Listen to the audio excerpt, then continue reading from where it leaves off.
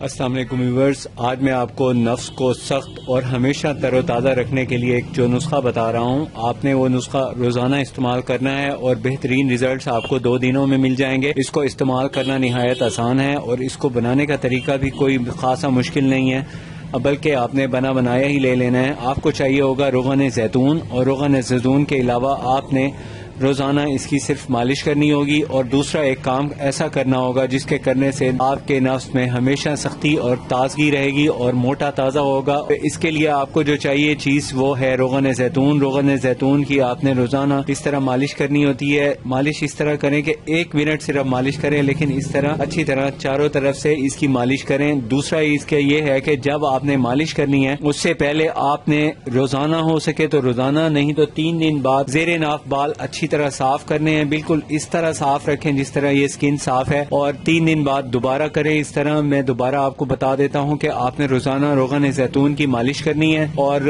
दिन में तकरीबन 1 मिनट काफी है। 1 मिनट खुशियों पे भी और टेस्टिस पे भी मालिश करें और नफ्स की शाफ्ट पे भी सारी ऊपर नीचे सारी मालिश करें। कोई इसका नुकसान नहीं है, बेज़रर है, कोई साइड इफेक्ट नहीं है इसके।